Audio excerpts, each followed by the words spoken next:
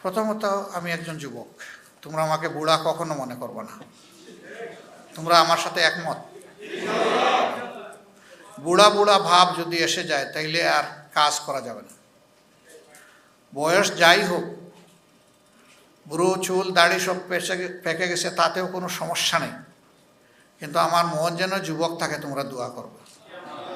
2 নম্বর হলো, আমার নিরাপত্তা নিয়ে তোমরা চিন্তিত হবে না, তবে আল্লাহর কাছে দোয়া করবা।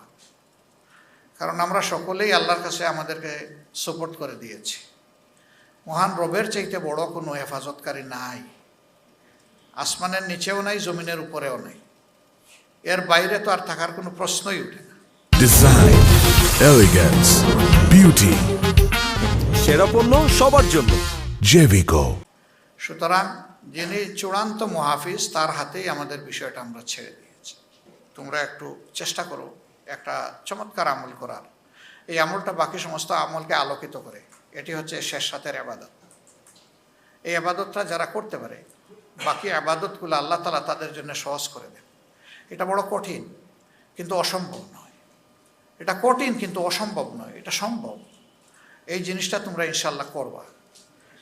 ফেসবুক পড়ে না থেকে ফেসবুক দেখবা, এটা আমি নিষেধ করছি না, কারণ সোশ্যাল মিডিয়া এখন অনেক শক্তিশালী ব্যাপার। এখানে দেখতে হবে তোমার পক্ষে কি বিপক্ষে কি, পক্ষেরটাকে কিভাবে প্রমোট করবা, বিপক্ষেরটা তুমি কিভাবে মোকাবেলা করবা, তুমি না দেখলে বুঝবা কিভাবে। কিন্তু সারাদিন পড়ে থাকা, রাতের একটা দীর্ঘ সময় পড়ে থাকা, এটা থেকে বের হয়ে আসতে হবে। এটা আমাদের অনেক ক্ষতি করে ফেলতেছে। মেধার ক্ষতি, সময়ের ক্ষতি, স্বাস্থ্যের ক্ষতি, চিন্তার ক্ষতি, নৈতিকতার ক্ষতি। এই জায়গা থেকে আমাদেরকে অবশ্যই বের হতে হবে। বের হয়ে এই জায়গাটা আমরা যৌক্তিকভাবে কাজে লাগাবো ইনশাআল্লাহ। আমার আখের কথা, সময় আল্লাহ তাআলা সবসময় অনুকূল হাতে এনে দেন না। সময়ের কাজ সময়েই করতে হয়। আজকের কাজ কালকে করবা, তোমার জন্য পড়ে থাকবে না, আরেকজন করে ফেলবে। এটা কোনো ময়দান খালি থাকে না, হয় সেখানে ভালো গাছ থাকবে, না হয় আগাছা থাকবে, একটা হয়ে যাবে। এখন ময়দানটা আল্লাহ তাআলা অনুকূল করে দিয়েছেন। প্রতিষ্ঠান, ক্যাম্পাস এবং ঘর বাড়ি, কোনো জায়গায় এখন আর কোনো ব্যারিয়ার আপাতত নাই।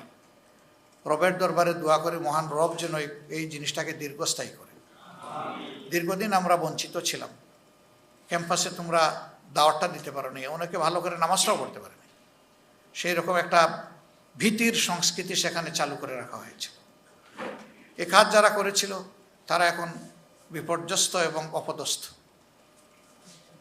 আমরা এই সময় কোনো প্রতিশোধ নেব না, কাউকে নিয়ে ঠাট্টা মস্করা করবো না। মানিক সাহেব কলাপাতায় ঘুমাইলো নাকি ভালো জাজিমে ঘুমাইলো, এগুলো আমাদের সাবজেক্ট না। মাঝে মাঝে আমি এগুলো দেখি, তোমাদের পক্ষ থেকে হয়ে যায়, এটা আসলে আল্লাহর দরবারে পছন্দনীয় বলে আমি মনে করি না।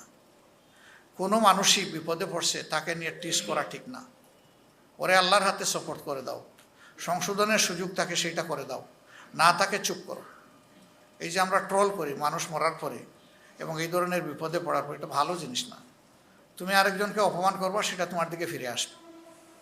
ইসলামী মহলের ব্যাপারে আমাদের তীব্র আকাঙ্ক্ষা যে আমাদের একটা ঐক্য হওয়া দরকার, কর্মের ঐক্য, চিন্তার ঐক্য।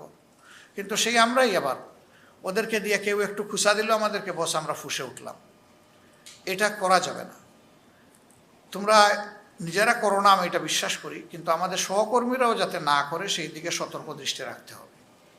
আমাদের কিছু উলামায়ে কেরামও আছেন যারা মাঝে মধ্যে এগুলাতে জড়ায় পড়েন, কিন্তু এটা ফিতরতান কিছু ব্যাপার আছে। মানুষের ফিতরত সহজে পরিবর্তন হয় না।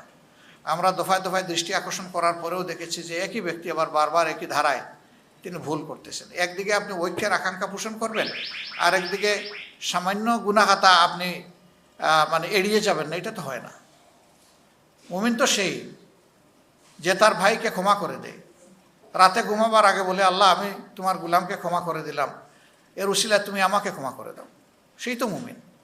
এই জন্যে মুমিনগণ যেন পরস্পরের প্রতি ঝগড়া বিবাদে আর লিপ্ত না হয়, এটার কবর রচনা হয়ে যাওয়া দরকার। এই বিষয়গুলো তোমরা খেয়াল রাখবা ইনশাআল্লাহ। লেখাপড়ায় মনোযোগী হও, এতদিন পরিবেশ ছিল না। এখন যেখানেই প্রতিষ্ঠান চালু হবে সেখানে তোমাদেরকে মনোযোগী হয়ে নিজেদেরকে তৈরি করে নিতে হবে। Quality, quality and quality. এই quality both materialistic and spiritual, এই দুই দিকের কোনোটাই কম্প্রোমাইজ করা যাবে না। দুইটা সমান তালে আমাদেরকে অ্যাচিভ করতে হবে। আল্লাহ আমাদেরকে তৌফিক দান করুন। আসসালামু আলাইকুম ওয়া রাহমাতুল্লাহ।